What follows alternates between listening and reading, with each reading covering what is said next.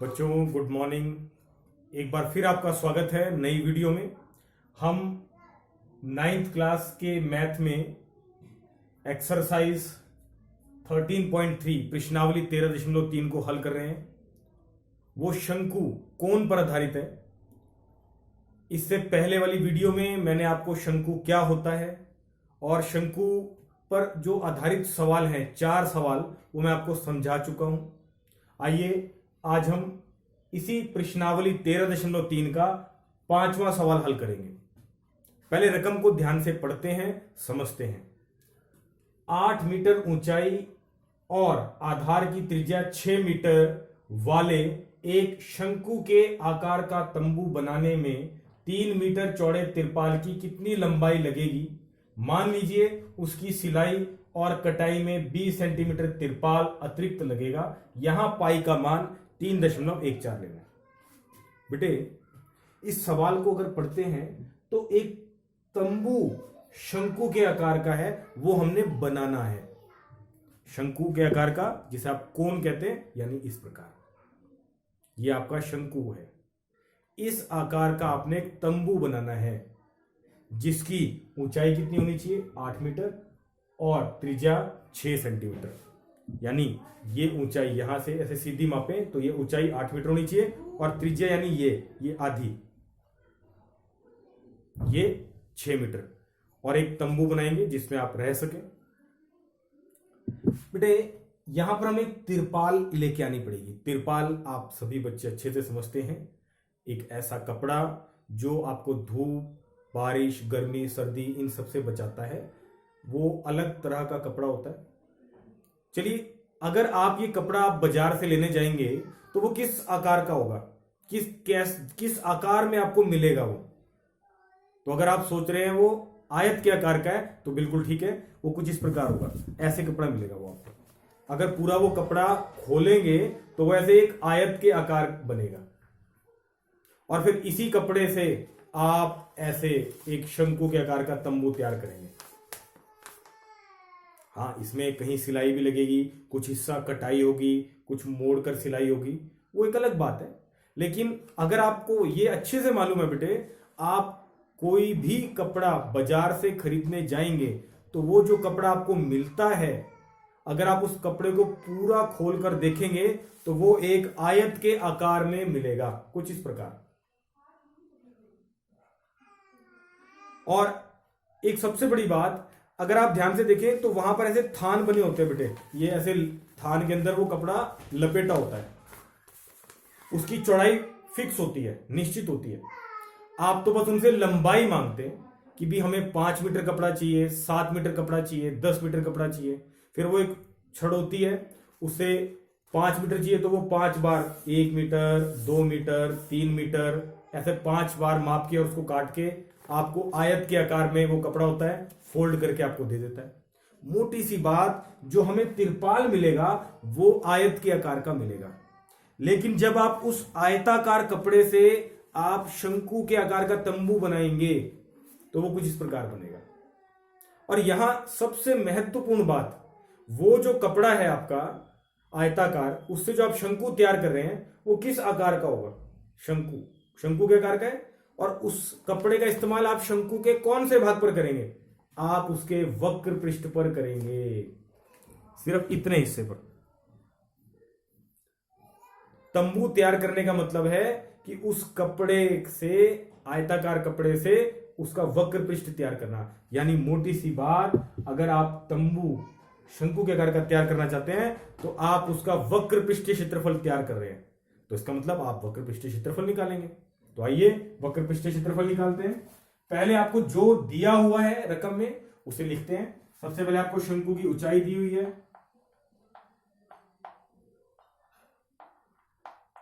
शंकु की ऊंचाई जिसे आप बोलते हैं h, वो आपको दी हुई है 8 मीटर।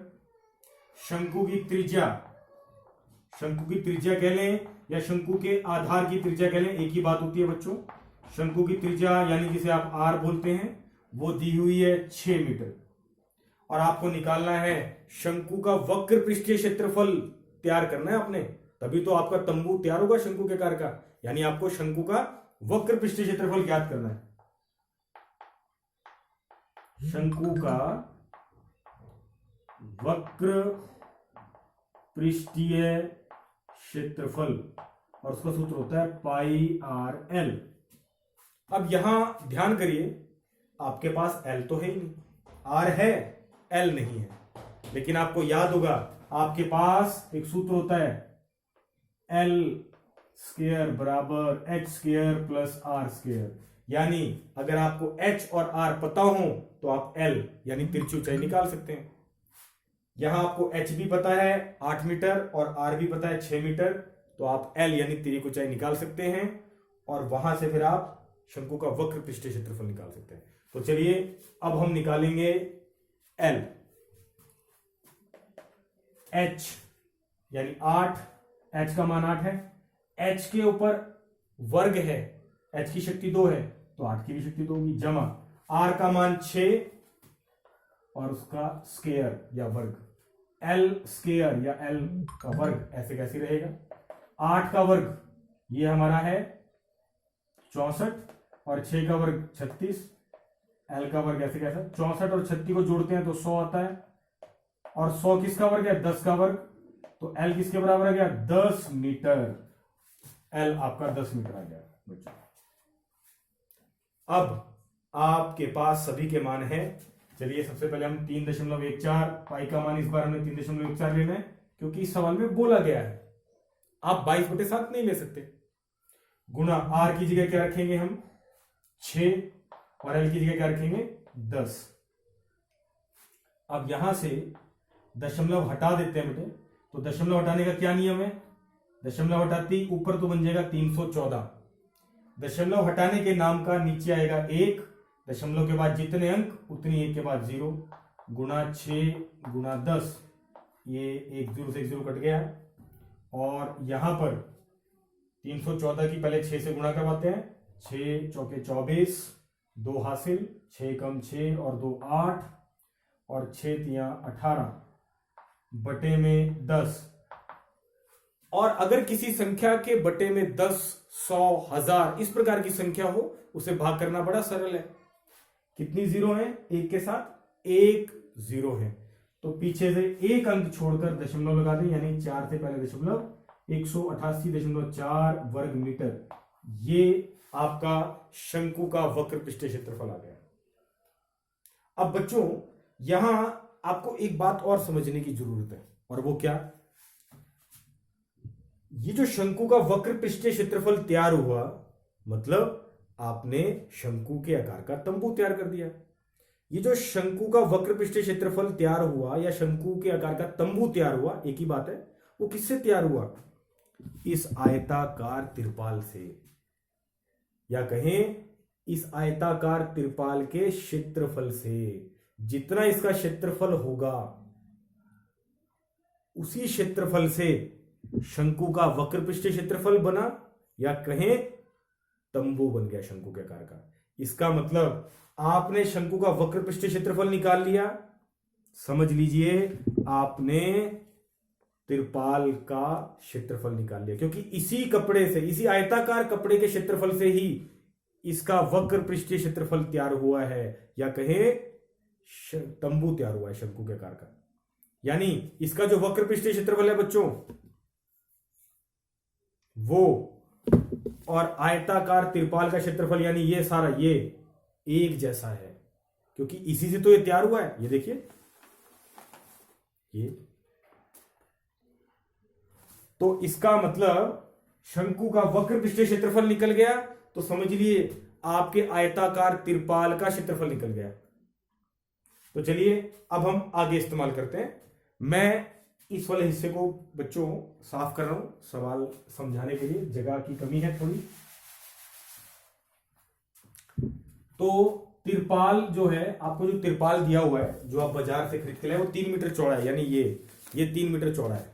ये आपको लंबाई बतानी है जो कि हमें पता नहीं है। तो आयताकार उसका क्षेत्रफल क्या होता है, लंबाई गुना चौड़ाई।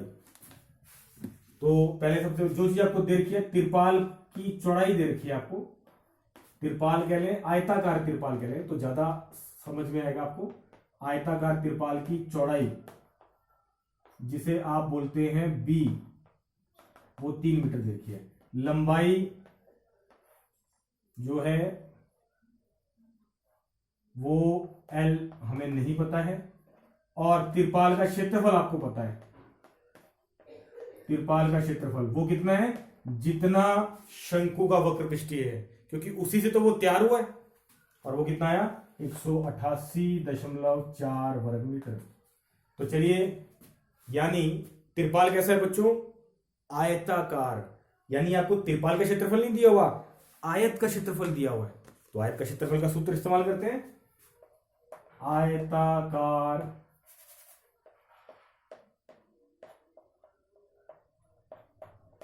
तिरपाल का क्षेत्रफल L गुणा बी। अब क्षेत्रफल कितना दिया हुआ बच्चों, 188.4। L पता नहीं है, बी 3।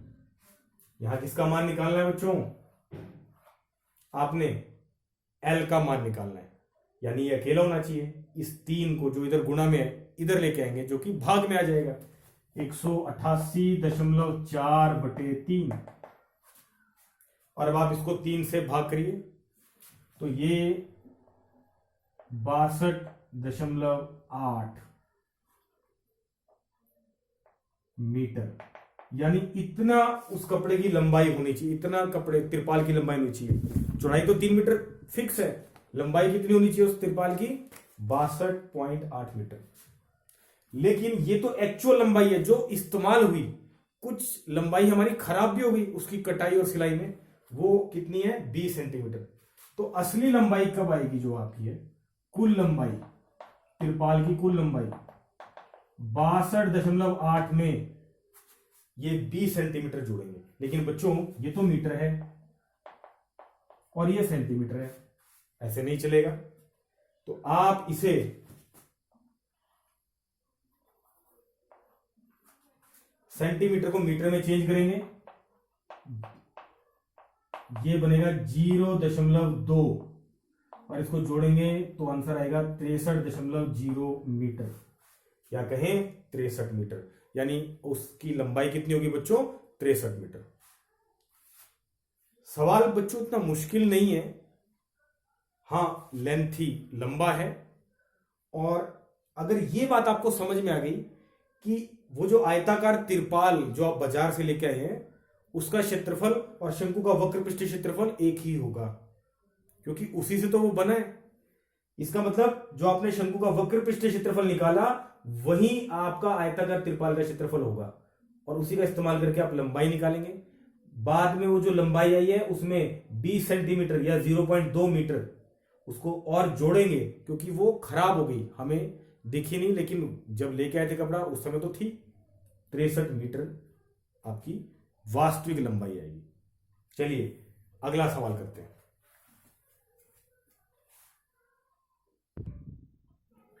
अब देखिए बेटे, अगला सवाल, शंकु के आकार की एक गुंबज है, कुछ इस तरीके से लगा लेते हैं। गुंबज की तिर्यक ऊंचाई यानी ये और आधार का व्यास, यहां व्यास भी आएगा बच्चों, आधार का व्यास यानी ये सारा आपको क्रमशः का मतलब है जिस क्रम में आए हैं उसी क्रम में उसका मान। पहले कौन आया, ऊंचाई, तो पहले वाला ऊंचाई यानी ऊंचाई है 25 मीटर, तिर्यक ऊंचाई ये 25 मीटर है, और आधार का व्यास ये 14 मीटर है। उसकी वक्र पृष्ठ पर यानी इस पर, इस हिस्से पर सफेदी कराने का व्यय, खर्चा ज्ञात करना है। व्यय का मतलब खर्च, और क्या है, 100 वर्ग मीटर पर 210 रुपए है रेट। तो हमारे वक्र पृष्ठ पर सफेदी कराने का खर्च कितना आएगा।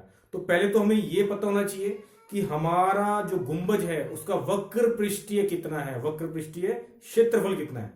तो इसमें तो साफ नजर आ रहा है कि जब उसने कहा है कि उसके वक्र पृष्ठ पर सफेदी करनी है तो इसका मतलब वक्र पृष्ठीय क्षेत्रफल ज्ञात करना है। ये तो बहुत आसान हो गया। आइए हल करते हैं। सबसे पहले आपको जो दिया हुआ है उसको लिखते हैं। आपको शंकु की ऊंचाई दी हुई है, शंकु की ऊंचाई शंकु की ऊंचाई यानी जिसे आप h बोलते हैं वो दी हुई है 25 मीटर, और शंकु के आधार का व्यास कह लें, शंकु के या शंकु का व्यास कह लें, एक ही बात होती है बच्चों। आधार का व्यास वो आपको दिया हुआ है 24 मीटर, और आपको पता है ये आपका व्यास है और इसका आधा कर देंगे तो त्रिज्या, जिसकी हमें जरूरत है। तो अब हम निकालेंगे शंकु की त्रिज्या। शंकु की त्रिज्या जिसे आप बोलते हैं r, 24/2, व्यास का आधा होता है, और ये आ गया आपके पास 12 मीटर। अब आपको क्योंकि उसके वक्र पृष्ठ पर सफेदी करनी है तो वक्र पृष्ठ क्षेत्रफल निकालेंगे।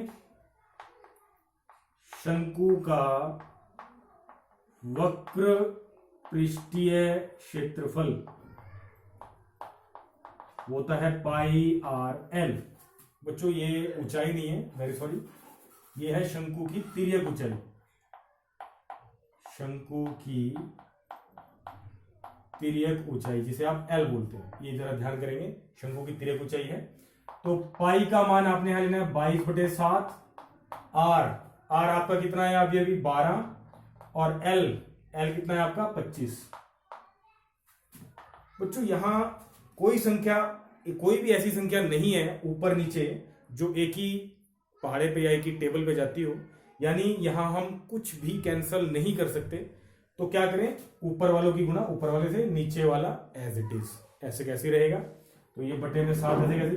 अब आप बच्चों ने 22 गुना 12 गुना 25 करना है, तो 22 की अगर आप 12 से गुना करते हैं बच्चों, या 25 की पहले 12 से गुना करवा लें, तो 25 की 12 से गुना करवाते हैं तो आपके पास आ जाता है ये 300, और 300 को अगर 22 से गुना करेंगे तो वो बनेगा 6600, 6600/7 वर्ग मीटर।